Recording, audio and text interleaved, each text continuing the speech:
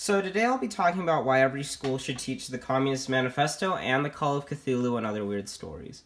So to start off, the Communist Manifesto is a manifesto that was compiled by the philosophers Karl Marx and Friedrich Engels. The majority of the manifesto basically covers what the communist platform is, but even further than that, it also talks about how Marx and Engels thought that society has progressed to the point at which it is now, and how society should progress into the future. The Call of Cthulhu and Other Weird Stories is a collection of short stories, which were all pulp fiction, that were written by H.P. Lovecraft. The majority of the stories are either horror or sci-fi, but they all basically have a common theme of insanity and basically how every individual person descends into madness. But there's a strong, even stronger emphasis on the fear of the unknown and how people view unknown things in different lights than they would something that's more familiar to them. So my main point on why students should read these texts is because each text has great American cultural significance, but even further than that, they have affected the world culture too by quite a bit. And on top of that, they both offer an analysis of society that I really do think is still relevant to today. So the cultural importance of the Communist Manifesto is actually pretty intertwined to American society nowadays, and especially the rest of the world. Mainly this is because leading into the 20th century, the Communist Manifesto was able to inspire the Bolshevik Revolution, and because of that, we got the establishment of the USSR. Now, the main reason why that's important is it basically created a power dynamic between the more Western capitalist powers and a lot of rising communist countries. Especially another good example would be Mao in China. Now, the reason why this is culturally significant is because during the Cold War, we end up getting a lot of events that still affect us to today, including the Red Scare, which is a time when people thought that communists were replacing what they thought were everyday Americans. On top of that, we also get a further push towards monotheism, in America, and a push towards Christianity. And the main reason behind that was because at the time the USSR was a very atheistic state, and a lot of communists at the time were atheists.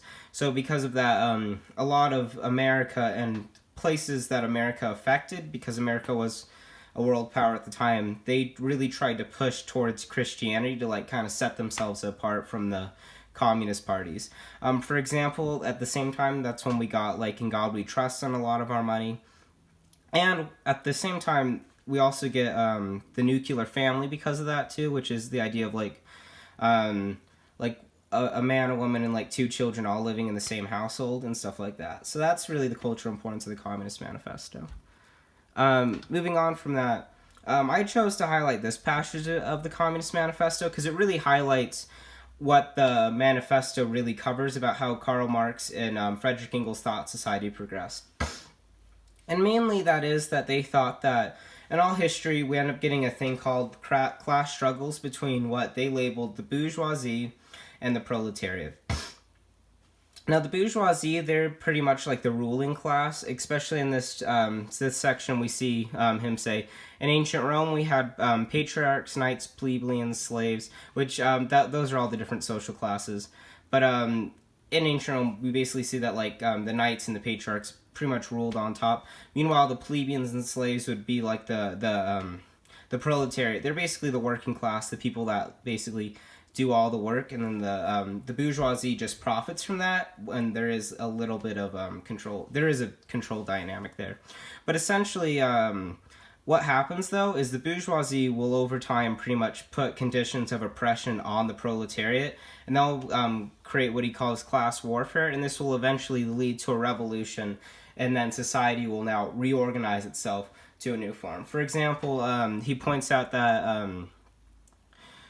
originally we have we move from feudalism, and then we get mercantilism, and then we move into even modern day capitalism from there. Now, the reason why I think this is really relevant to today's schools and classrooms is because even in our modern day, we're seeing a lot of this class warfare that Karl Marx describes.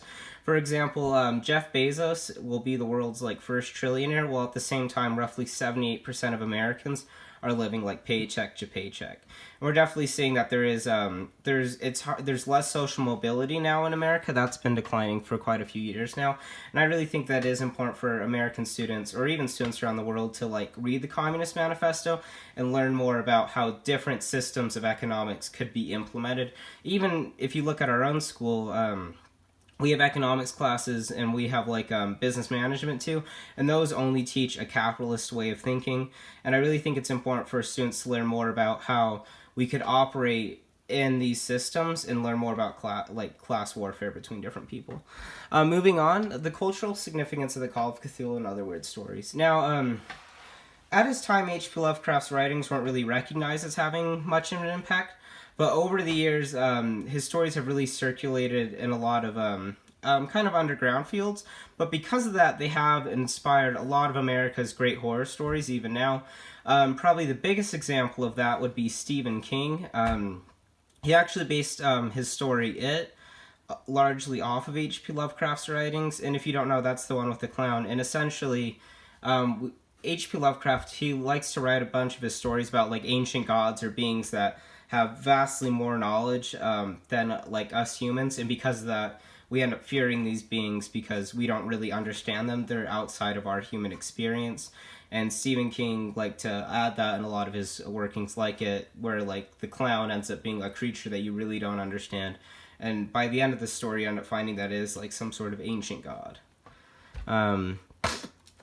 Moving on, the passage from the Call of Cthulhu that I like to highlight basically talks about how the more we learn, we basically get to a frightful position where we can either like flee from it, or we can end up going to a piece of a new dark age. And I really like this part of H.P. Lovecraft's thinking, because he really has the mindset of that Americans really do fear the outsiders. Like, for example, in his story, like The Horror of Innsmouth, basically describes where these immigrants, he views them as like aliens, but they're actually really not that bad. And I really think that is like very relevant to America nowadays, because a lot of times, especially in the news, America hasn't really ever viewed like other people outside of the American experience in a good light, especially immigrants or other people from places around the world. There's a lot of misconceptions around that, and because of that, we definitely fear them. And I think reading like H.P. Lovecraft's writings is very important because of that, because we definitely see a reflection in the stories of our modern day society of people fearing things just because they're different, they're outsiders, they're others. So that's it then. Thanks for listening.